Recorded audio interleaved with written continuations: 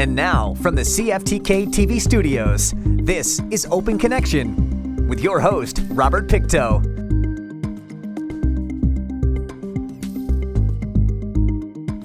Welcome to Open Connection. I'm your host, Robert Pictou. Our show today comes to you from the traditional and unceded territory of the Tsimshian people. A community forest agreement is an area-based forest license managed by local government, community group, First Nation, or a combination of local governments, First Nations, and community groups for the benefit of the entire community. On today's Open Connection, we open our archives to bring you this story from 2000. Community leaders have been lobbying for this pilot project for more than 30 years, and as of last July, it's become a way for the community of Burns Lake to manage more than 23,000 hectares of their own local forest. It's also a way to keep jobs and revenue in the local economy. And Community Forests President Cliff Manning says so far they've employed 11 local contractors to remove beetle-infested wood from the surrounding areas, are processing the wood at local mills, and are using a variety of innovative harvesting techniques. All of these systems in the community forest, we're looking at innovation of different types to remove the wood, and it's an opportunity to create employment in our communities. We believe with the community forest, the harvest of this timber, and through the coming year, we'll probably be generating and putting into the community approximately $1 million worth of work into the community directly. With a lot of these trees, and you can hear a power saw in the back, in the past we felled and burned a lot of these trees where the government actually paid for people to go out in the forest, cut the trees down and burn them. And here's an opportunity, as with the horse logging, where the individual can actually go out there and remove the trees and take them to the sawmill, and the government generates revenue. So that's a real bonus to the communities, as in job creation, employment opportunities, and also to the government because they're actually generating revenue instead of spending money.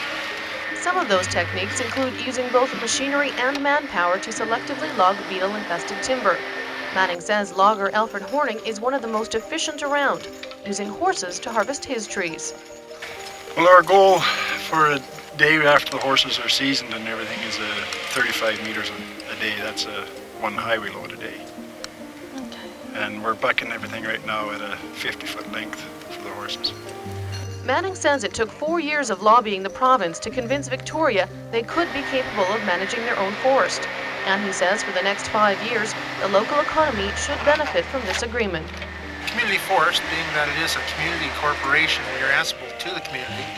And we recognize, even with horse logging and some of these systems, that the logging costs are very high, and with stumpage rates and the value of the logs at the mills, our profit margin is extremely minimal. And what we're trying to do is have the government recognize the actual cost of removing this type of wood. And the profit itself goes back into the communities, goes back into the forests surrounding our community. The community itself, or the community forest, we're not there as a major company trying to generate mega revenues for foreign lands. The profits stay in the communities. The Community Forests also has an executive board made up of 8 members, a cross-section of local representatives who keep tabs on daily operations. They include 4 elected community members, 2 village office members, and 1 member each from the Burns Lake and Wet'suwet'en bands. Wet'suwet'en Representative Andy George says they became involved because they saw an opportunity to build good community relations. We realize that we all have to live here together.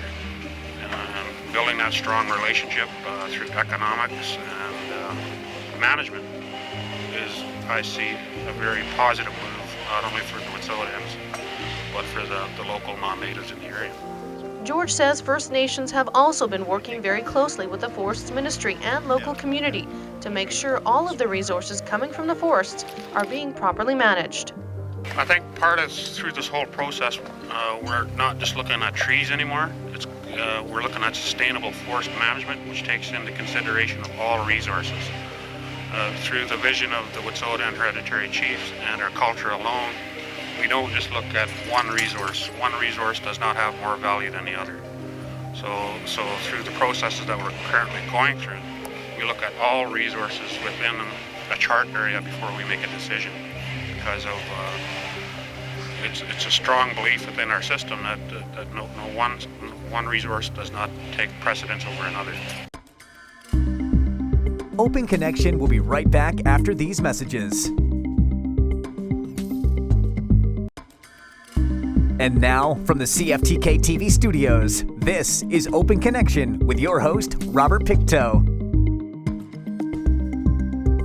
Thank you for staying with us. Harvesting operations provide a source of revenue for supporting local priorities and community initiatives.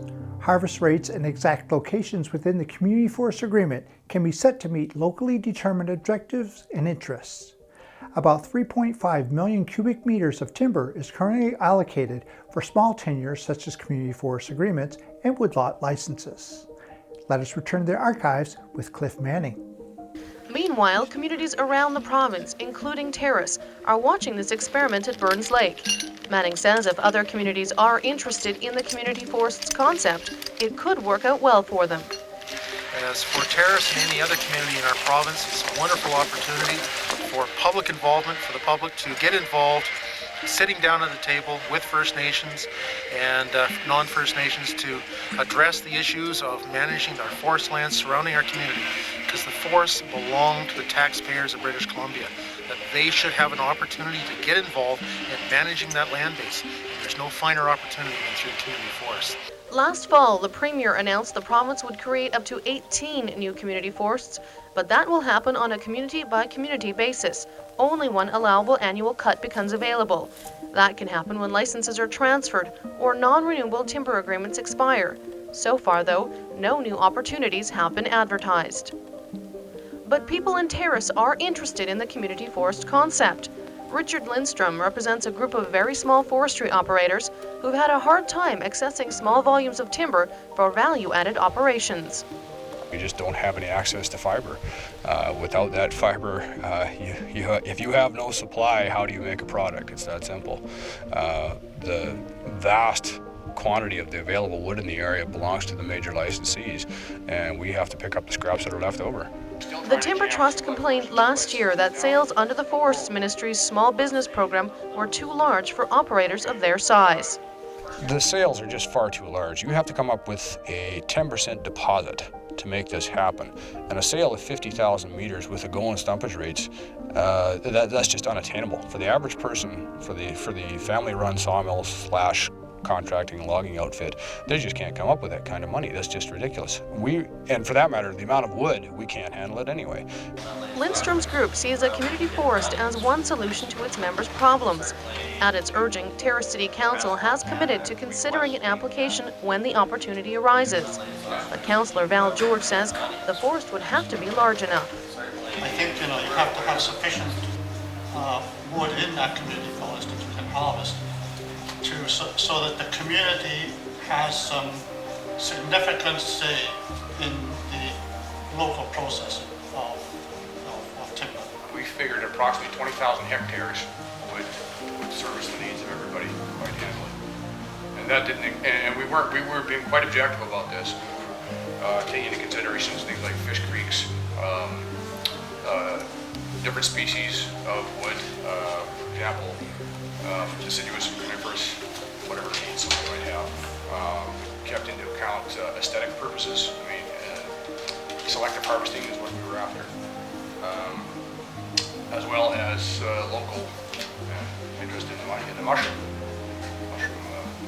The Timber Trust also figures a community forest could be broken up into several areas with different qualities. The Terrace watershed is one spot some people have suggested would make a good community forest.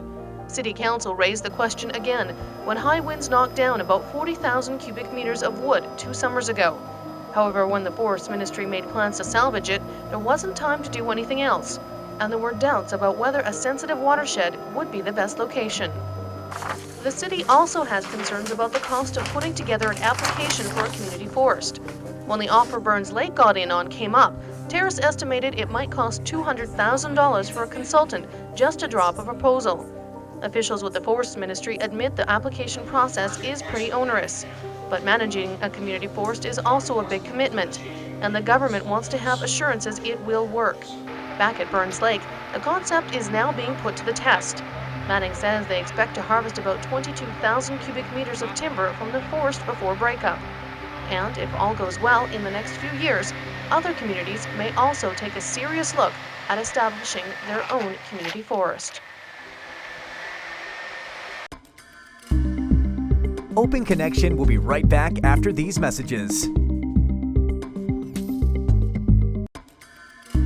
And now, from the CFTK-TV studios, this is Open Connection with your host, Robert Pictou. Welcome back to Open Connection. Some interesting facts about water. There is the same amount of water on Earth as it was when the Earth was formed. Water is composed of two elements, hydrogen and oxygen. Nearly 97% of the world's water is salty or otherwise undrinkable. Let us return to the archives as Flo Shepherd shares how water affects our health. Water, it's the staple of what we are. Water makes up more than half of the material in the human body, and therefore is utterly important to our health. Typically, most people are, mildly chronically dehydrated in our society, and that leads to things like headaches, feelings of tiredness, lack of concentration. When you look back at what water does in our body, you can see why that often happens, and it's because water really is crucial. We're about 60% water as adults, 75% as infants, in fact, so water is a big part of what we are. Water brings nutrients to our cells, helps the body discard waste, regulates body temperature, breaks down fat, and helps the brain function. In recent months, the safety of our water has come under fire. Most people get their water from public or private water systems. Public water systems are safe and they are regulated, so there is a lot of protection there for the people. There is a concern with private water systems, however, especially when you're considering creeks, rivers, or other lakes as the source, because they are not protected from things like animals and other humans and activities around that area. So you want to make sure that any kind of surface water is properly treated. Even the person in charge of water in the Kitimat district says people in some communities should take precautions when it comes to tap water, depending on where the community gets its water. Ours is not a full filtered water system. It's a water intake gallery in the banks of the Kitimat River that has a filter medium of granular material over top of it that the water is filtered through into our intake galleries and pumped into our water system. It's not all bad though. Many of the minerals that are found in tap water are in fact good for you. There isn't really huge concerns in terms of water. Nutritionists would be pro-fluorine, of course, fluoride, because of the impact it has on terms of healthy bones and teeth. In terms of other things, trace minerals are often present in water, so those can actually be of benefit to the body. And in fact, a study I was reading recently looked at how some trace minerals actually may help towards improving heart health. Community groups in various areas around the province have begun voicing their concerns about treating tap water with chlorine. According to an environmental health officer for the Northwest, the benefits far outweigh the drawbacks.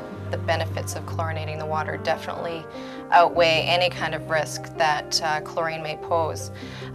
In most systems, there is such a small amount of chlorine being added that it doesn't produce a high amount of byproducts that people hear about that are affecting people's health. Bronze Island on the edge of Terrace is one Northwest community that's had to deal with water contamination. Health officials issued a boil water advisory after flooding in 1999 when several people became sick and coliform was found in private wells on the island. Residents blame the city's nearby sewage treatment plant. Health inspectors said the larger problem was that many wells on the island were just too vulnerable to contamination.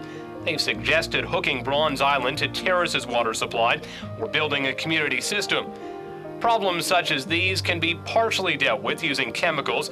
As mentioned, chlorine is under fire by certain communities as a danger. For many years, it's been fluoride, which took the bulk of criticism. Today, water is fluoridated in nearly every community in the Northwest. Many municipal water systems are fluoridated. I know in the Northwest, I don't believe Hazelton and Smithers are, but the others would be. And fluoride is associated with stronger teeth and stronger bones. Fluoride helps, prevent dental decay in the sense that it makes your teeth less prone to dental decay. And it also helps your bones hang on to calcium. So in many ways, I guess it does prevent osteoporosis as well. Even personal filtration devices that hook up to a faucet should be selected with due diligence because they too can be susceptible to certain bacteria. Mainly just to make sure they maintain them on a regular basis because if, for instance, the water has not been disinfected, there is still potential for bacteria to build up in those systems. So you do want to be careful of what kind of treatment system you're getting and making sure that the manufacturer can back up their claims to what they are removing. The provincial government has been working for a number of years on a new drinking water protection plan for the province. Public consultations are expected to begin soon. Kitimat's utility superintendent says it's a good move. Well, I think what's going to happen is you're going to end up with people who have to meet certain qualification standards, certification if you like, in order to operate water systems like ours or any other water system that's controlled by a public body such as a municipality or regional district. And that's going to be useful. It's going to provide some measure of confidence in your water management systems. Just because tap water has safety concerns along with its benefits, bottled water is not necessarily better. Some bottled water has the same content as what comes out of your tap. Sometimes is that bottled water is actually tap water in disguise. And the way to tell is to look at the label of the bottled water to see if it actually has been processed. So you're looking for something like if it's been filtered, if it's gone through a process of reverse osmosis. If it doesn't say those things, chances are it's somebody else's tap water that you're buying in a container. Not only should you be careful when it comes to bottled water, but you should also be careful about water cooler systems. There are the concerns of the water coolers, and although the water may be safe actually coming out of the bottle, it's the dispenser that as well needs to be maintained and disinfected on a regular basis because we have been finding that there are, bacteria that can grow in the dispenser itself. No matter where you get your water, nutritionists say you should drink between 6 to 8 glasses of fluids each day. Fluids can include liquids such as water, juice, herbal tea, or milk.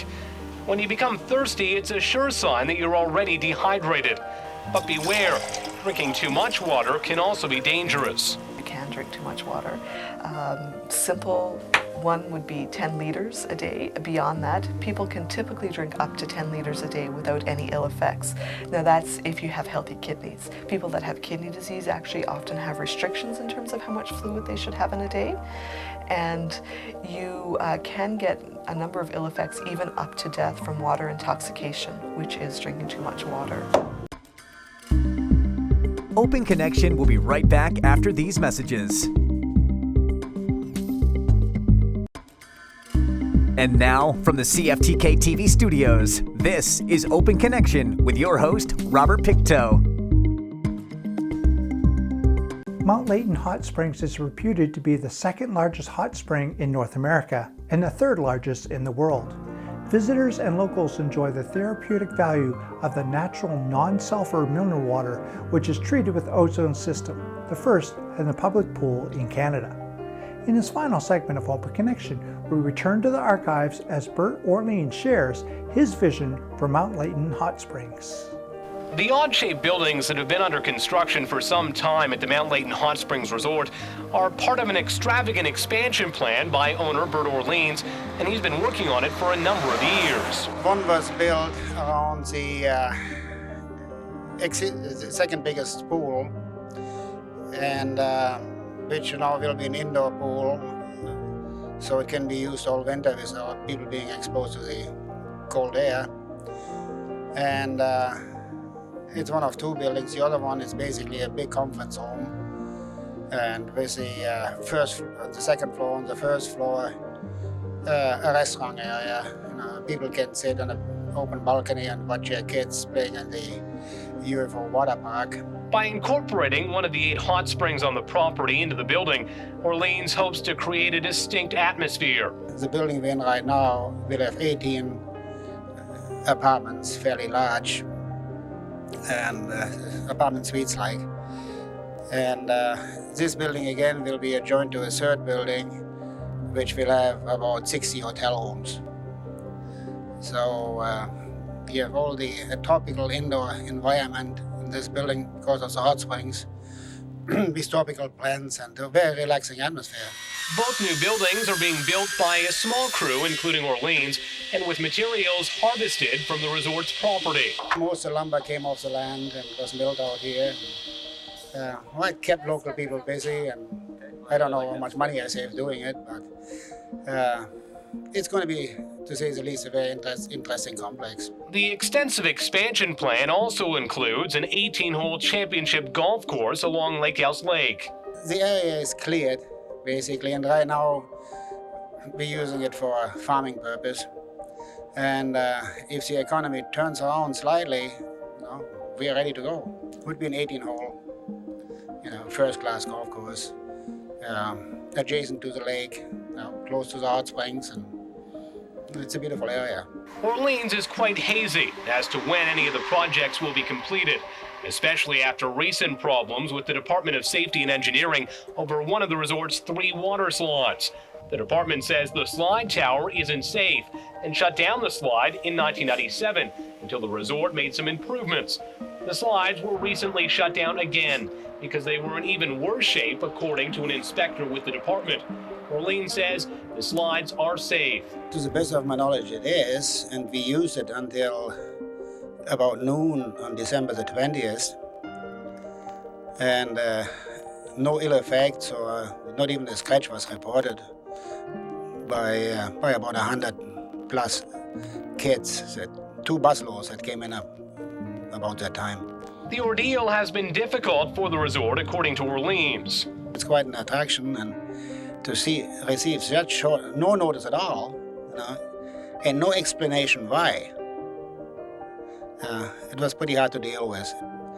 To the point where I just say, if that's the way business goes, I'm going to take it down. I'm just going to walk away from it. Although Mount Layton's expansion plans won't be completed anytime soon, Orleans says once it is completed, it will be something to behold. It really depends. The economy is very slow right now, so I just maintain a small crew. And the recent problems with elevator department really discourages me. But hopefully I get over my annoyance at this time and go back to the old way and start building.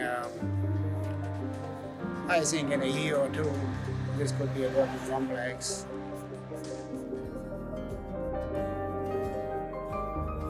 The early years of operation were very successful, and a $10 million expansion project was being planned.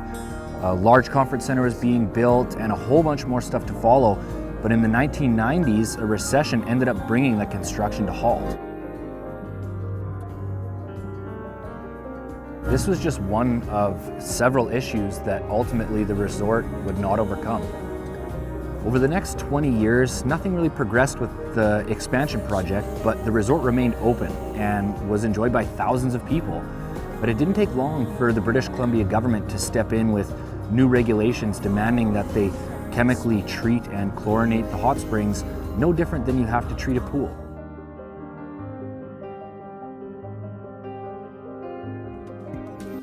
Thank you for joining us for this episode of Open Connection. The greatest distance in the existence of man is not from here to there, but the connection from his mind and heart. If we can conquer that distance, we can soar like an eagle and realize our immensity within. I'm Robert Picktown.